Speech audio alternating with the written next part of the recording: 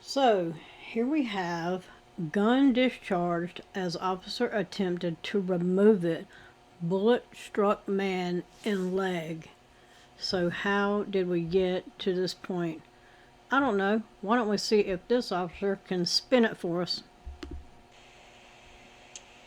Good evening. My name is Michael Paul.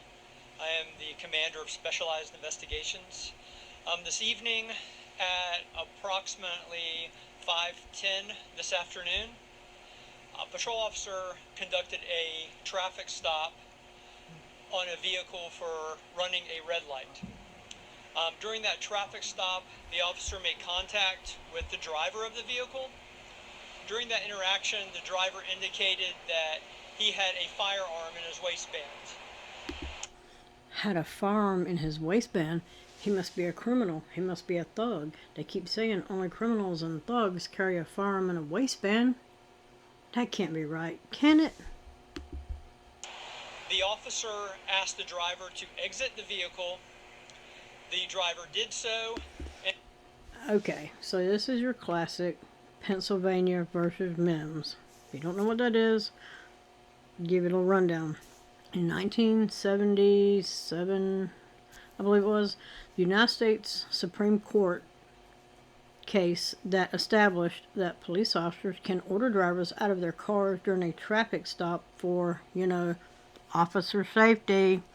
A little backstory to it. A guy named Harry Mims, he was a black Muslim. He was pulled over for a expired tag. That was apparently the crime of the century. Anyway, officers asked him to get out of his car. He did. They frisked him and they found a loaded weapon. Then the Supreme Court said that the officer's order for Mims to get out of his car was reasonable and did not violate the Fourth Amendment. That's the whole people have the right to be secure in their persons, houses, papers, and effects, and warrants can't be issued without probable cause. But there's 3 exceptions to that, and that would be consent, incident to a lawful arrest, and exigent circumstances. Anyway, Supreme Court said that government's interest in officer safety outweighs the driver's Fourth Amendment rights. And what is the significance of this? I'm glad you asked. The ruling established that the act of stepping out of a vehicle during a lawful traffic stop is not an unreasonable seizure. The courts are split on this. I'm not sure where Florida stands on it, but this is where we're at. And the officer attempted to take custody of that firearm until the traffic stop was over. While the officer was attempting to remove the firearm from the driver's waistband, the firearm discharged. The firearm discharged? Wait. Is that a ghost gun thing? Because, it's just like discharging all by itself.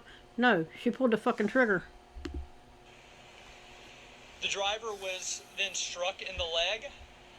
The officer on the scene, as well as another backup officer, immediately gave first aid and also applied a tourniquet, called rescue, and the driver was taken to the hospital where he is in stable condition.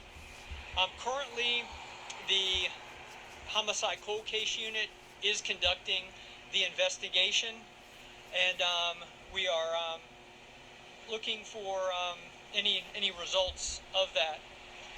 Wow, if only he'd had that gun in a holster, it might not have went off. Any questions? So, can you clarify if the driver was a man or a woman? Yes, it's a black male, the driver, and he was 39 years old. Well, he said he was 39, like past tense, like he's passed away. He hasn't. He is 39. And how did the firearm exactly go off? It was in the waistband and it wasn't sealed, or?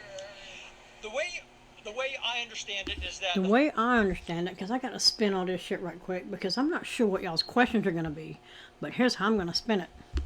Firearm firearm was in a holster, but it was inside the waistband. Oh, so it was in a holster inside the waistband.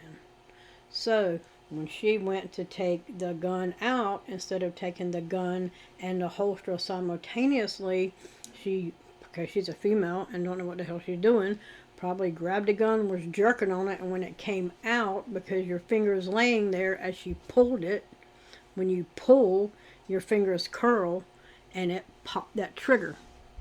It's on an exterior holster, and the officer was attempting to remove the firearm.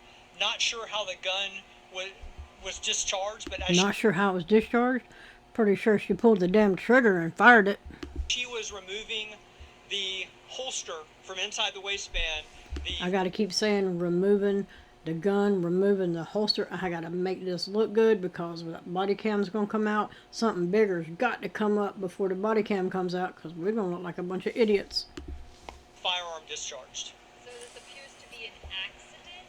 That's what it appears to be, yes. The person in the car. It was an accident. Objecting to any of this, they were kind of going with the flow, or was there any struggle of any type? No, they were cooperative. No struggle at all. Told the officer. Totally cooperative. He was legal to have a firearm. He shouldn't have got out of the car.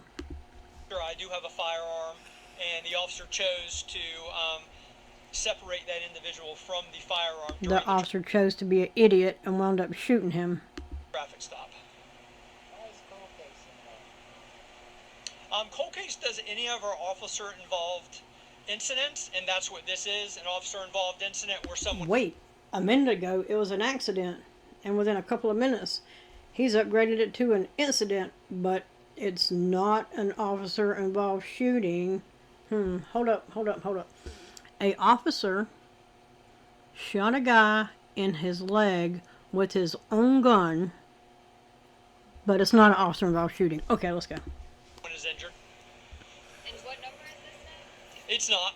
Oh, it's not considered. It's not considered a police shooting or an officer-involved shooting. It is just an incident where an individual was injured while in custody of the sheriff's office. It's just an incident where an individual was shot by an officer, a deputy, but it's not a officer-involved shooting. Okay.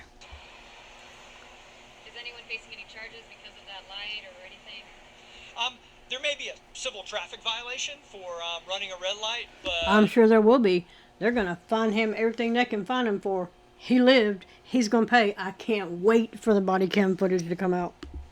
No criminal charges at this point that I know of. That person was allowed to have that weapon on them? Yep. Yes, all indications are that they were not prohibited from having a firearm. If they were prohibited from having a firearm, then we could just say, well, he was a criminal and this and that, and so he got shot in the leg, but don't worry about him. He was a criminal. No, it doesn't matter. Even if he was not, but that wouldn't even be the point. A law enforcement officer has shot somebody in the leg with their own gun, but it's not an officer-involved shooting, is what you're saying. Thank you, Commander. Yep, you're welcome. Anyway, while that body cam footage comes out, I'm going to see if I can't get my hands on it, and we will go over that. Anyway, like, share, subscribe, and let me know what you think in the comments. Do you agree? Do you disagree? Let me know. This is a story we brought you as breaking news Friday night. A traffic stop now putting a spotlight on the constitutional rights of citizens who can legally carry firearms. While the JSO officer conducting the stop tried to take the driver's concealed gun, the gun went off, shooting the man in his leg. This prompted many of our insiders to start asking questions, and now a local civil rights attorney who's not affiliated with this case is weighing in. The officer is going to have to justify her legal basis for conducting that seizure. And I don't... Well, they're going to say, the Supreme Court told us, officer safety, we can do what we want to do. I think she has one. District Jackson reporter Eric Albany joining us live after speaking with an attorney who specializes in gun rights. Eric, you're explaining there are certain things drivers should and should not do if they're ever pulled over? I'll tell you right now, if you are legally allowed to carry a firearm and you get pulled over by a police officer because of a traffic Versus what you don't say to the officer, and what you do versus what you don't do in front of that officer could dictate the outcome of that traffic stop. Traffic infractions cause people to be pulled over by police every day, but when you're legally allowed to possess a firearm, and that firearm is either stored in a glove compartment, trunk, or safely holstered and concealed behind your waistband, are you legally obligated to tell the officer who pulled you over that there is a firearm inside your vehicle? That's going to depend on what state you live in. Here in North Carolina, if you get pulled over, you have a duty, according to the law, to let law enforcement know that you have a firearm. Not in the state of Florida. In Florida, there is no obligation to inform law enforcement that you are armed with a firearm or any other weapon. Eric Friday is a civil rights attorney who specializes in gun rights. He says, should you choose to openly tell an officer that you have a weapon in the car, never say the word gun. Gun is something they call out to other officers when there's a problem, so I always use, if I have to disclose, I use the term firearm. Friday also says it's never a good idea to keep your auto insurance information in a glove box with your gun. If you do, then yes, you need to let the officer know that you're where you've got to reach to get. Because I'm about to reach in this glove compartment, and I'm just giving you a heads up. There's a firearm in there, so I'll roll this window down here, and the other officer can get my insurance and registration out. Feel free to do that. Don't be shooting me today. Your paperwork has, there's a gun in that same place. Is it better at that point to let them reach in and grab it? At that point, I'd tell them I have a firearm and ask them for their instructions. But what should you do if you're legally armed and an officer asks you to step out of the car? I'm going to let them know before I get out of the car, officer, I am armed, my firearm's on my right hip, but my hands are already going to be well visible and away from that area of my body. Don't make sudden movements towards really anything. Retired JSO Director of Investigations turned News4Jack's crime and safety analyst Tom Hackney says there are some additional steps you can take should you be legally armed and pulled over for a traffic infraction. If you're getting pulled over, day or night, roll all four windows down so the officer can see in the car. Whether you have tinted windows or not, turn the inside light on, especially at night, and then the hands are on the wheel. Hackney says this allows officers to feel like they have more control of the traffic stop. As for divulging information about a firearm, Friday says there was a time when it was advisable to immediately let an officer know that you have a gun in the car when asked for your license, registration, and proof of insurance. But don't say the word gun, because if they see a gun, the first thing they yell is, gun, gun, gun, and then all the other damn crackheads come in, guns a-blazing. But he says now it's ill-advised unless you have either been asked to get out of the car or if the firearm is in the glove box with paperwork. We've seen too many of these situations now. They don't all result in somebody being shot, but they result in officers overreacting, doing things like taking guns apart, unloading them, and then you're left defenseless after the officer leaves. Also, here in North Carolina, if you have a concealed carry permit, it's dings DMV, and the information goes on your tag. So when they run your tag, they walk up to the window, and they already know one person in there has a concealed carry. Now, we did reach out to JSO to try and find out why that officer felt the need to take that driver's gun. However, our request for I'm not sure why his audio is so shitty, but it is. It was at the beginning, too. an interview was declined because JSO said that this matter is still under investigation. Also, that body cam video, the officer's body cam video, well, that was requested through the JSO portal. However, we have found out tonight that that video is not available right now, but we're being told that it will be available. Of course it's not available.